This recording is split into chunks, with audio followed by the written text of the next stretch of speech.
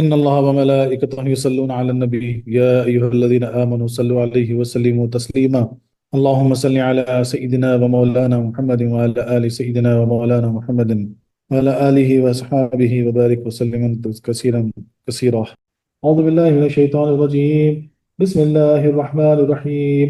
ولا تأكلوا أموالكم بينكم بالباطل وتدلوا بها إلى الحكام لتأكلوا فريقا من أموال الناس بالإثم وأنتم تعلمون.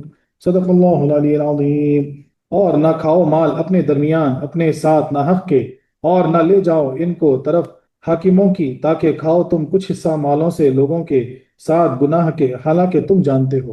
اور تفسیر میں جو لکھا جاتا ہے اسے لکھا جاتا ہے کہ اور آپس میں ایک دوسرے کا مال ناحق نہ کھاؤ، اور نہ حاکموں کے پاس ان کا مقدمہ اس لیے پہنچاؤ کہ لوگوں کا کچھ مال ناجائز طور پر کھا لو جان بوجھ کر۔ اس آیت کا پچھلی آیت سے چند طرح تعلق ہے۔ پچھلی آیت میں روزے کا ذکر تھا جس میں مطلقاً کھانے پینے کی ممانعت تھی، اب ناجائز طور پر کھانے پینے کی ممانعت کی جا رہی ہے۔ یعنی پہلے جائز مال کا ناجائز طور پر کھانا حرام کیا گیا تھا، اب ناجائز مال کا کھانا حرام فرمایا جا رہا ہے۔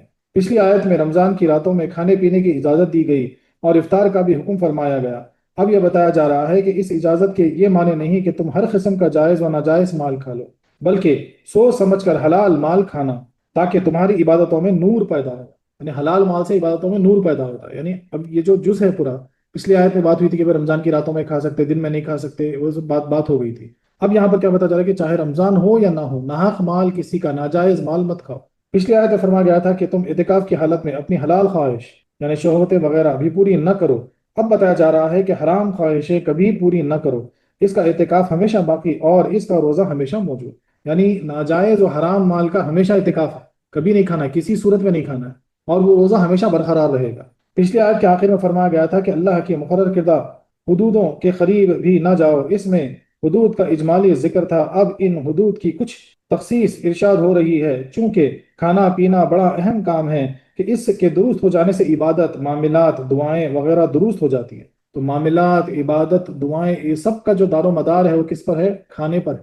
اسی لیے بہت ہوش میں ہو کر جو ہے نا جو کھا رہے اس پہ نظر رکھنی ہوتی ہے کہ اگر وہ حلال کھائیں گے، طیب کھائیں گے، پاک کھائیں گے تو پھر عبادتوں میں نور پیدا ہوگا، دعاؤں میں اثر پیدا ہوگا، معاملات میں حسن سلوک ہوگا۔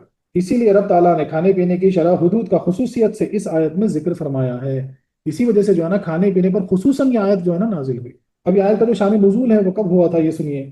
ابدان حضرمی اور امر الخیس کندی میں کچھ زمین کے متعلق جھگڑا تھا، ان دونوں نے یہ مقدمہ حضور علیہ الصلوۃ والسلام کی بارگاہ میں پیش کیا، جس میں ابدان تو مدعی تھے اور امر الخیس مدعا، لیکن ابدان کے پاس کوئی گواہ نہ تھا۔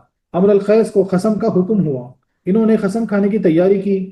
حضور علیہ الصلوۃ والسلام نے وہ آیت کریمہ پڑھی کہ ان الذین یشترون بعہد اللہ الف، جس پر امر الخیس قسم سے باز رہے اور دونوں مدعی اور مدعا رونے لگے، جن میں سے ہر ایک یہ کہتا تھا کہ یہ زمین میری نہیں، میرے اس بھائی کی ہے۔ اس پر یہ آیت اتری۔ حضور علیہ الصلوۃ والسلام نے ان کو جنت کی خوشخبری دی۔ تفسیر احمدی تفسیر روح البیان میں لکھا ہوا ہے۔ یعنی لے کر تو آئے تھے جھگڑا سرکار کے پاس، اور ایک کے پاس گواہ نہیں تھا، تو جب گواہ نہیں ہوتا تو طریقہ یہ ہوتا کہ قسم کھائی جاتی، اور وہ قسم کھانے ہی والے تھے کہ سرکار ایک آیت پڑھ دیا قرآن پاک کہ جو ہے نا اللہ سے جو ہے نا جھوٹا وعدے مت کیا کرو، اللہ کو حاضر نہ جان کے جو آیت وہ آیت پڑھے، تو دونوں رونے لگے اور ایک دوسرے کہنے لگے یہ میرے بھائی کی، وہ کہنے لگا میرے بھائی کی۔ سرکار خوش ہو کے دونوں کو جنت کی خوشخبری دی ہے۔ اس وقت جو ہے نا آیت کریمہ نازل ہوئی، وَلَا تَأْكُلُوا أَمْوَالَكُمْ بَيْنَكُمْ بِالْبَاطِلِ، اگرچہ تأکلو اکلن سے بنا ہے جس کے معنی ہے کھانا، مگر یہاں کھانا پینا پہننا وغیرہ ہر قسم کے استعمال کی ممانعت مقصود ہے، اسی لیے اموال کو جمع فرمایا گیا۔ اور اموالکم سے یا تو خود اپنے ذاتی مال مراد ہیں یا ایک دوسرے کے مال، مگر بینکم سے ظاہر یہی ہوتا ہے کہ ایک دوسرے کے مال مراد ہیں۔ بطلن سے بنا ہے جس کے معنی ہے جاتا رہنا اور مٹ جانا، اس کی جمع بواطل اور بواطلہ کی جمع اباطیل ہے، تفسیر کبیر میں لکھا ہوا ہے۔ یعنی شریعت میں ہر ناجائز اور غلط چیز کو باطل کہا جاتا ہے۔ شریعت میں ہر ناجائز چیز، حرام چیز جو صحیح نہیں ہے اس کو جو ہے نا باطل کہا جاتا ہے، کیونکہ وہ مٹنے والی ہے اور باطل ہمیشہ مٹ جاتی ہے۔ قرآن پاک خود گواہی دیتا ہے کہ باطل مٹ کے رہے گا۔ یہاں اس سے خرچ اور آمدنی کے تمام ناجائز طریقے مراد ہیں۔ شراب خوری، حرام کاری، فضول خرچی، یہ سب باطل خرچ ہیں۔ اور رشوت، غضب لوٹ، چوری، جھوٹی قسمیں، جوا، کہانت، خیانت وغیرہ ناجائز پیشے، یہ سب باطل آمدنیاں ہیں، یعنی نہ تو تم اپنے مال غلط طرح خرچ کرو اور نہ آپس میں ایک دوسرے کے مال ناجائز طریقے سے حاصل کر کے استعمال کرو۔ تو یہ ساری چیزوں کو قرآن پاک جو ہے نا باطل قرار دیا، یہ سب جو ہے نا مٹنے والی خراب چیزیں، ناجائز چیزیں، حرام چیزیں، تو نہ اپنا مال اس میں استعمال کرو، نہ جو ہے نا اس سے مال حاصل کرو۔ تو شراب خوری ہو گئی، جوا خوری ہو گئی، فضول خوری ہو گئی، پھر اس کے بعد جو ہے نا فضول خرچی ہو گئی، یہ سارے چیزیں باطل حرام کاری میں شمار ہو گئی قرآن اعتبار سے۔ وَتُدْلُوا بِهَا إِلَى الْحُكَّامِ، یہ لا تأکلو پر معطوف ہے، یعنی ملا ہوا ہے، اور لا کے تحت میں ہے، اور تدلو دلا ان سے بنا ہے جس کا مادہ ہے دل ان، اس کے معنی ہے لٹکانا ڈول کو، یا دلو اس لیے کہتے ہیں کہ وہ کنویں میں لٹکایا اور چھوڑا جاتا ہے۔ فَأَدْلَا دلوا نسبی رشتے کو بھی اسی لیے ادجلا ان بولتے ہیں کہ جیسے ڈول سے پانی حاصل کرتے ہیں ایسے ہی اس سے میراث پاتے ہیں۔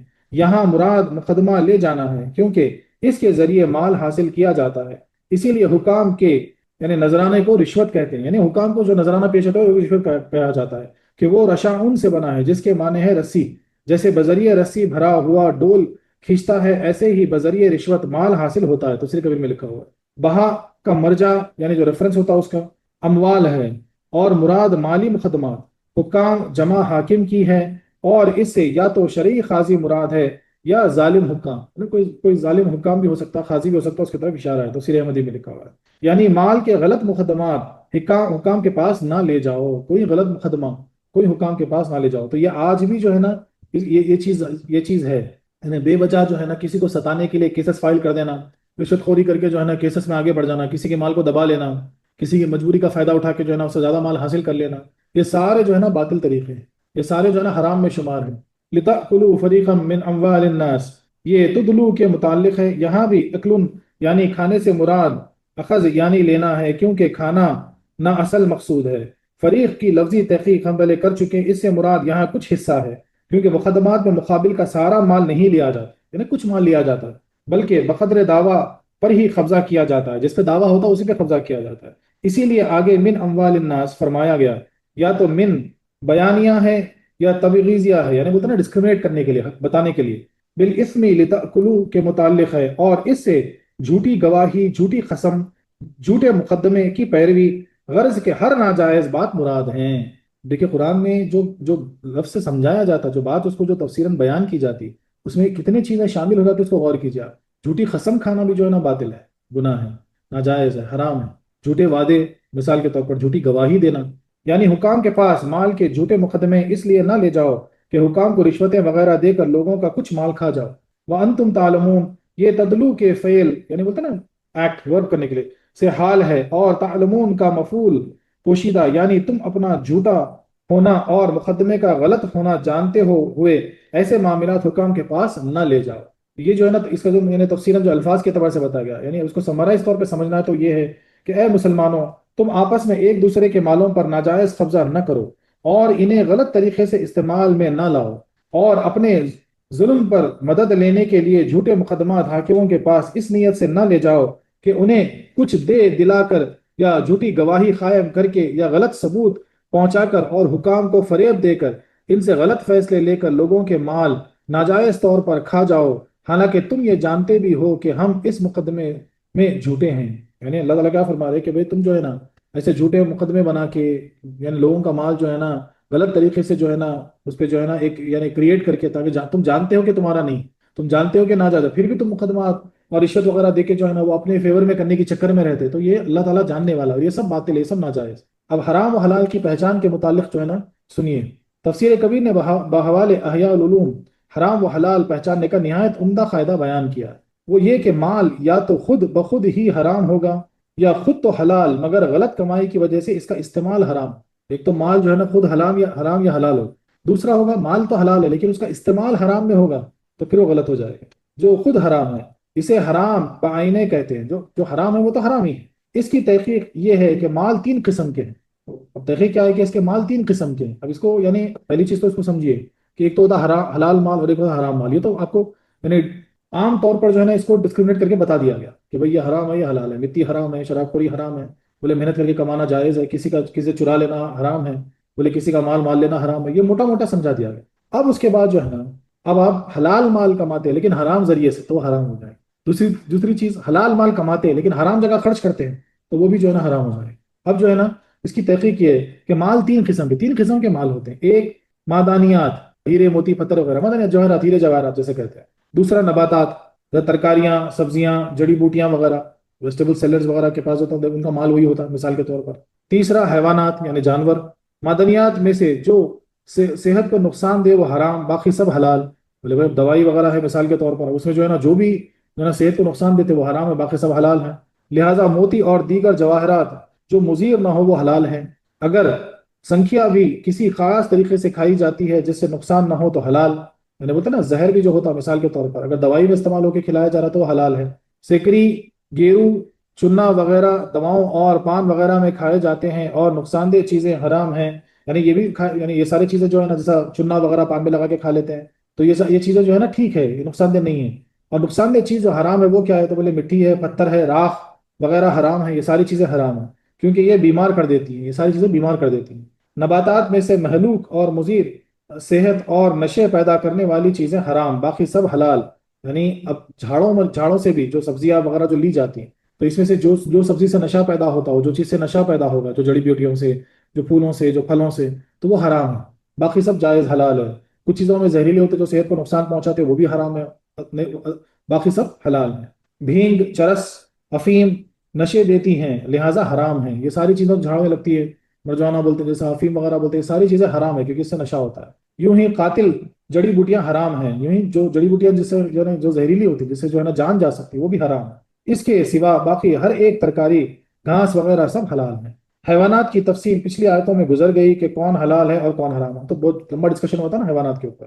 رہے وہ مال جو خود تو حلال ہوں مگر غلط کمائی کی وجہ سے ان کا استعمال حرام ہو گیا۔ بولے مال تو حلال ہے لیکن غلط کمائی، غلط ذریعے سے کمایا گیا تو پھر اس کا استعمال حرام ہو گیا۔ اس کی تفصیل یہ ہے کہ مال کی ملکیت یا تو اپنے اختیار سے حاصل ہوگی یا بغیر اختیار۔ بھئی یا تو اختیار سے حاصل ہوگی یا بغیر اختیار سے حاصل ہوگی۔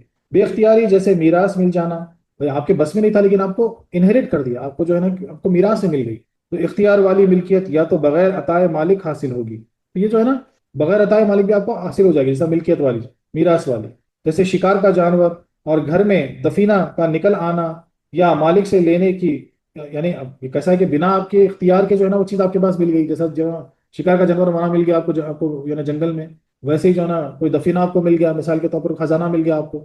پھر مالک سے لینے کی پھر دو صورتیں ہیں، تو پہلی دو صورتیں بتائی گئی جو غیر اختیار، یعنی ایک تو آپ کو انہیریشن میں مل گیا، اور دوسرا جو ہے نا آپ کو دفینہ یعنی خزانہ مل گیا، یا جنگل میں جو ہے نا کوئی شکار کا جانور مل گیا مثال کے طور پر، تو یہ بھی اختیاری تھا۔ اور اختیار کے بھی پھر دو صورتیں ہیں، وہ کیا ہیں؟ مالک سے لینے کی پھر دو صورتیں ہیں، یا جبرن جیسے مال غنیمت، یا حق شفا وغیرہ، یا اس کی خوشی کی صورت میں یا تو کسی اور سے ہوگی جیسے تجارت، مہر، اجرت وغیرہ، یا بغیر عوض جیسے ہبہ، وصیت وغیرہ۔ خلاصہ ہے کہ آمدنی کے 6 صورتیں بنی۔ تو اب یعنی کیا مثال دی جا رہی ہے کہ بھائی اختیاری یعنی وہ کیا ہو سکتی ہے، یا تو پھر جو ہے نا محنت کر کے آپ کو مل گئی، یا پھر ہو سکتا جو ہے نا مال غنیمت، یعنی جہاد میں آپ جیتے اس کو مال غنیمت آپ کو مل گیا۔ دوسرا ہوتا کہ بھائی آپ جو ہے نا کچھ محنت کرتے اجرت آپ کو مل گئی۔ تیسرا ہوتا کوئی آپ کو تحفہ دے دی، آپ کو ہبہ مل گئی مثال کے طور پر۔ تو ان ساری چیزوں میں آمدنی کی 6 صورتیں ہوئی۔ وہ کیا ہے؟ پہلی صورت ایک غیر مملوکہ مال جس پر قبضہ کیا جائے، جیسے کان، شکار، جنگل کی لکڑیاں، یا وہاں کی گھاس لینا اور نہر کا پانی پینا۔ جو جنگل میں نہر بہ رہی اس کا پانی آپ پی لیے، جنگل سے لکڑی آپ کاٹ کے لے آئے مثال کے طور پر، یا کان میں سے جو ہے نا کوئی کان ملی آپ کو، وہاں سے جو ہے نا ہیرے جواہرات نکال لیے، کوئلہ نکال لیے مثال کے طور پر۔ تو یہ ساری یہ ایک صورت ہوئی۔ دوسرے یہ کہ مالک سے جبرن لیا جائے، جیسے رعایا سے ٹیکس، اور جنگ میں کفار کا مال غنیمت وغیرہ۔ جیسا گورنمنٹ ٹیکس آپ سے جبرن لے لیتی ہے، اب چاہو نہ چاہو آپ کو بھرنا ہے، ویسی جنگ میں آپ جنگ جیت گئے تو جو ہے نا آپ کو مال غنیمت حاصل ہو گیا، کفار کا مال حاصل ہو گیا۔ یہ دوسری صورت ہو گئی۔ تیسرے وہ جو مالک کی رضامندی سے بالعوض حاصل کیا جائے، جیسے کہ جائز تجارت و نکاح، نکاح میں کچھ آپ کو مال مل گیا، اور جو ہے نا آپ محنت کر کے جو ہے نا اجرت کے طور پہ آپ کو جو ہے نا رضامندی سے کسی نے آپ کو کچھ دے دیا، تو جو مالک تھا اس مال کا، اس نے اپنی رضا سے وہ چیز آپ کو عطا کی۔ یہ تیسری صورت ہو گئی۔ اب چوتھے یہ کہ مالک کی رضا سے بلا عوض حاصل ہو، جیسے جائز، ہبہ، صدقہ، وصیت وغیرہ۔ کسی کی وصیت سے آپ کو کچھ مل جانا، کوئی تحفہ دے دینا، ہبہ دے دینا آپ کو، یعنی مالک جو تھا اس کا اونر جو تھا اس کی مرضی سے کوئی چیز آپ کو مل جانا، یہ ایک ہو گیا۔ پانچواں یہ کہ جو کسی کا مال بغیر اختیار لیا جائے، جیسے میراث، یعنی جو جن کا مال تھا مالک کا وہ گزر گئے اور وہ میراث میں کسی کو مل جانا، چھٹا یہ کہ کسی کا مال ناجائز طریقے سے حاصل کیا جائے، جیسے چوری، سود اور حرام پیشے، جو ان یعنی اب چھٹا جو ہے نا وہ کیا ہے، بولے وہ حرام ذریعے ہیں، بولے چوری کر لینا، لوٹ لینا، کسی کو دھوکہ دے دینا، یہ ساری چیزیں جو ہے نا اس میں آ جاتی ہیں کہ آپ جو ہے نا غیر غیر اختیاری طور پر، یعنی مالک جو تھا اس کے بنا جو ہے نا اس کی یعنی اس کے بنا چاہتے ہوئے جو ہے نا وہ مال آپ قبضے میں لے لینا آپ نے۔ تو جو 5 طریقے سے حاصل ہوا وہ حلال، باقی سب حرام۔ اوپر کے جو 5 طریقے ہیں وہ حلال ہو گئے، اور چھٹا طریقہ جو ہے وہ حرام ہو گیا۔ اس آیت سے چند فائدے حاصل ہوئے۔ حرام طریقوں سے حاصل کیا ہوا مال بھی حرام ہے، مثلا شراب کی تجارت حرام، تو اس کے ذریعے جس طرح بھی مال حاصل کیا جائے وہ حرام ہی ہوگا۔ تو کوئی بھی حرام پیشے سے کتنا بھی دور جڑا ہوا ہو وہ حرام ہے۔ شراب بیچ کر، شراب بیچنے سے جو شراب جو بیچ رہا ہے وہ تو ڈائریکٹ حرام ہو گیا۔ بکوا کر، کسی سے آپ بول رہے میں خالی بس انویسٹ کر رہا ہوں، بولے انہیں بیچ لے کے کو پروفٹ دے رہا بھائی، خالی انہیں کیا کر رہا میرے کو نہیں معلوم، نہیں یہ حرام ہوگا۔ اور جو ہے نا کھینچ کر، کھچوا کر، خریدار کے گھر پہنچا کر، غرض کے ہر ذریعے کا پیسہ حرام ہے۔ بولے شراب کھینچنے میں، شراب بنانے میں، اس میں اس میں اس کے خالی آپ بولے میں ڈیلیوری بوائے ہوں، مجھے نہیں معلوم مثال کے طور پر، بولے آپ وہ شراب کا شیشہ پہنچا رہے ہیں اس کے گھر پہ، حرام ہو جائے گا۔ مگر اس جگہ اس کی 3 صورتیں ہیں، یہاں پر بھی 3 صورتیں ہیں۔ ایک، بے باطل اور باطل مزدوریاں سے حاصل کیا ہوا پیسہ تو کمانے والے کی ملک میں آئے گا ہی نہیں۔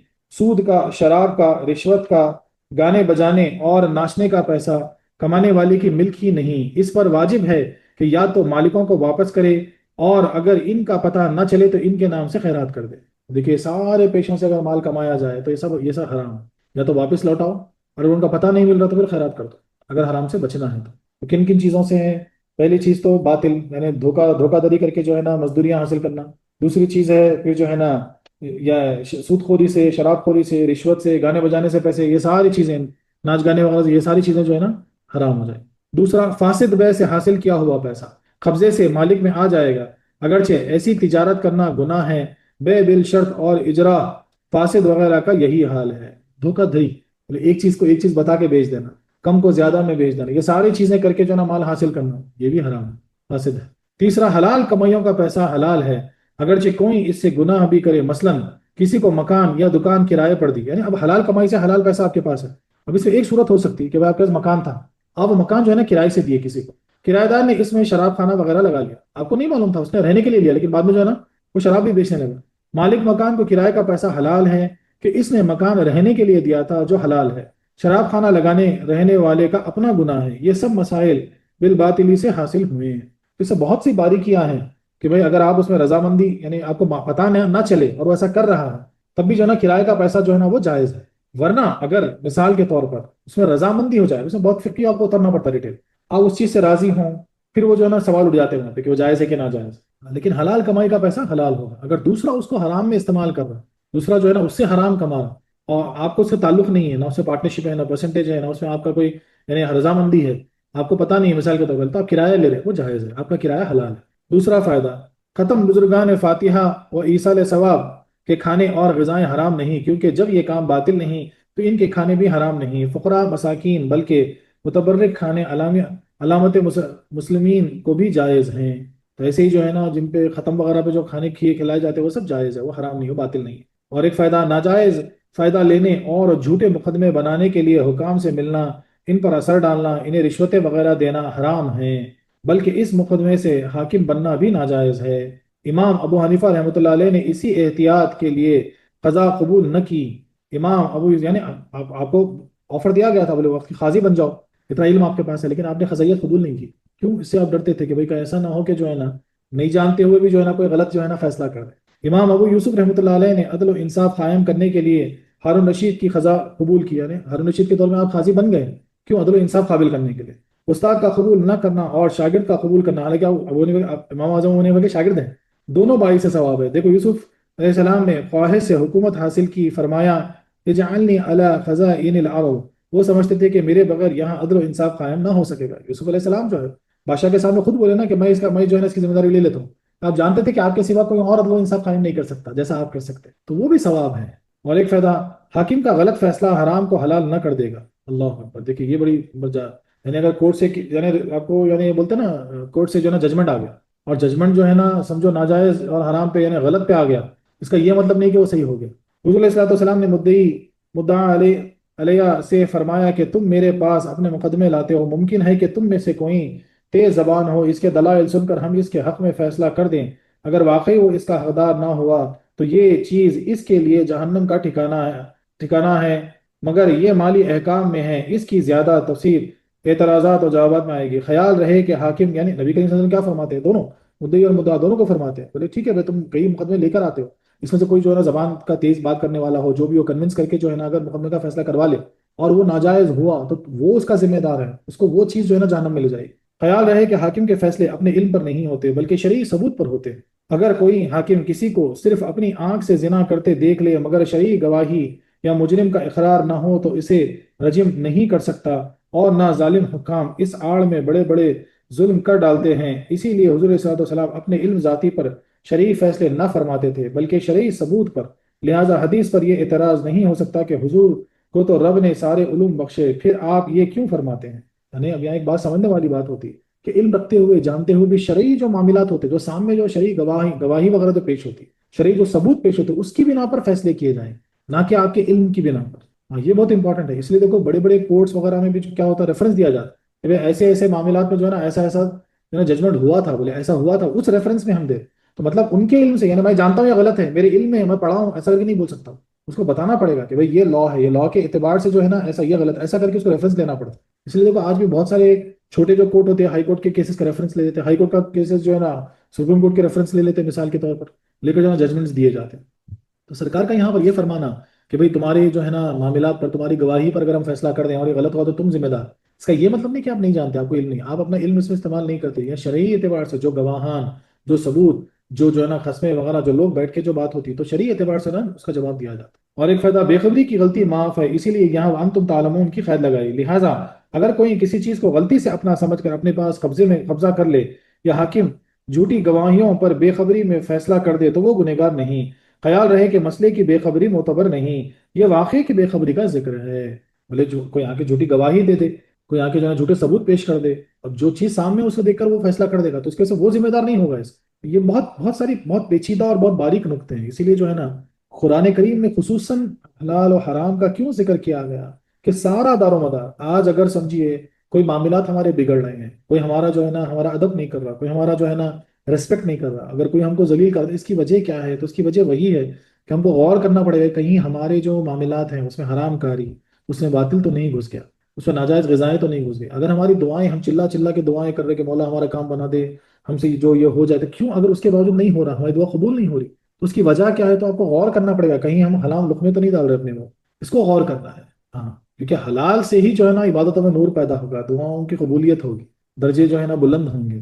اب صوفی اکرام کیا فرماتے ہیں؟ مال نفس کے لیے پیدا کیا اور نفس عبادت کے لیے، مال نفس کے لیے اور نفس عبادت کے لیے، چاہیے کہ ان سب میں بغیر رب کی اجازت اپنا عمل درآمد نہ کیا جائے۔ فرمایا جا رہا ہے کہ اے مسلمانوں، اپنے مال باطل یعنی نفسانی خواہش، حرص و شہوت اور فضول خرچی سے استعمال میں نہ لاؤ، بلکہ حق سے کھاؤ، یعنی قناعت اور قیام عبادت اور بقائے عبودیت کے لیے خرچ کرو، اور مالی فیصلے شریعت کے پاس لے جاؤ۔ بولے بھائی اب جو ہے نا مال نفس کے لیے بنا، نفس عبادت کے لیے بنا، تو بولے اب اس میں جو ہے نا فضول خرچی یا حرام وہ سب کیا ہے؟ تو بولے فحشیات ہے، خواہشات ہے، بولے فضول خرچی، یہ ساری چیزیں، بولے ان سے باز آ جاؤ اور اس کو خرچ کر کرو، بولے اس کو خرچ کرو کس میں؟ بولے خیام میں، عبادت میں، یعنی بندے ہونے کی یعنی دلیل پیش کرنے کے لیے جو ہے نا جو آپ کو احکام جو ہے نا حکم دیے گئے ہیں اس میں لگا کے رہو، اور اگر نہیں ہو تو شریعت کا استعمال کرو، شریعت کے پاس لے جاؤ، شریعت بتا دے گی کیا کرنا کیا نہیں کرنا ہے، شریعت بتا دے گی کہ آپ کو پنجگانہ نماز پڑھنا ہے، شریعت بتا دے گی کہ آپ کو روزہ رہنا ہے، شریعت بتا دے گی کہ آپ کو یہ نہیں کرنا ہے، تو اس اعتبار سے جو ہے نا اپنے نفس پر آپ پابند ہو سکتے ہیں۔ جھوٹے حکام یعنی نفس امارہ، جھوٹا حکام کون ہے؟ نفس امارہ ہے، جو آپ کو بہلا پسلا کے جو ہے نا ناجائز کو جائز دکھا دے گا، اور شیطان کے پاس نہ لے جاؤ اور اس کی رائے سے خرچ نہ کرو۔